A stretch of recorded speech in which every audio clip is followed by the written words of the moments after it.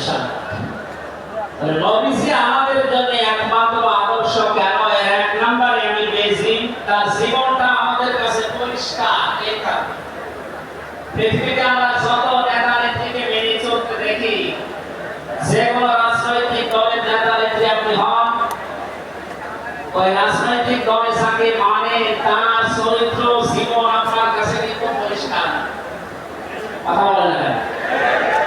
আমি নাম ধরে বলছি, আওয়ামী লীগ যারা করতে, এখন আওয়ামী লীগের দেশে আছে কি আমি জানি না, আছে বললাম যে 14% ওরা এখন পর্যন্ত তওবা করে ফিরে আসার চেষ্টায় আছে। আল্লাহ যেন তাদেরকে তাওফিক দেন।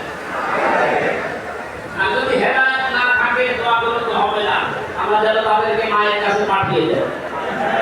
আমিন। আসতে বলেন ভাই, এটা জোরে আমিন। জীবনী পরিষ্কার হওয়ার কথা বলছিলাম।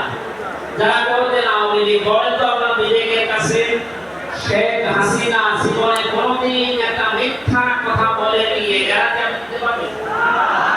না, এই কথা বলা ভুল হয়ে গেল। ওনার সারা জীবনে কোনো সত্য কথা আছে কিনা? আমার 33 বছর বয়স হতে আমি কোনো সত্য কথা ওনার কাছে শুনলাম। কথা বলতে মিথ্যা কথা বলে আমি বাদ দিলাম। আমি আর একজনে ধরি, বিএনপি যারা করে, খালেদা জিয়া জীবনে একটা মিথ্যা কথা বলেনি, এই কথা আপনি গ্যারান্টি দিতে পারবেন? জামাত ইসলাম যারা করে তারা এই কথার গ্যারান্টি দিতে পারবেন যে মরহুম শহীদ মাদের রহমান নিজামী জীবনে মিথ্যা কথা বলেনি? বলেন না। চরমনায় বীরের মুরিদ যারা, তারা কি গ্যারান্টি দিতে পারে সৈয়দ রেজাউল করিম জীবনে মিথ্যা কথা বলেনি?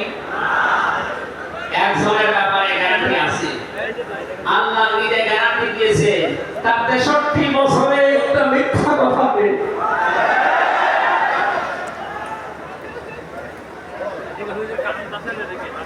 এটা বিশ্বনামে আমাদের একমাত্র আদর্শ হওয়ার কারণে যে জীবনে 63 বছরে একটাও মিথ্যা কথা বলেন এই করে বলেন আল্লাহু আকবার। এটা কত বড় বিষয়, আপনি চিন্তা করলে আপনি চিন্তার রেখা শেষ করতে পারবেন না।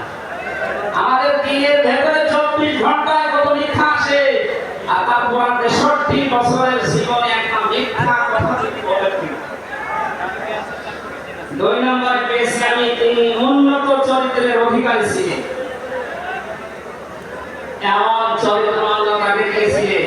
আমি 3 জন নবীর নাম পেয়েছি, আল্লাহর নামের সাথে তাদের নাম আল্লাহ মিলিয়ে দিয়েছেন। হযরত ইসমাঈল আলাইহিস সালামকে আল্লাহ ডাক দিয়েছিলেন গোলামিন খালিল, আমার সহজ বান্দা। হযরত ইসহাক নবীকে আল্লাহ বলেছিলেন গোলামিন খালিল, আমার জ্ঞানী বান্দা। আর মুহাম্মদ রাসূলুল্লাহকে আল্লাহ ডাক দিয়েছেন ওয়া ইন্নাকা লাআলা খুলুকিন আযীম। জোরে বলেন আল্লাহু আকবার। বিশ্বাস না ভাই?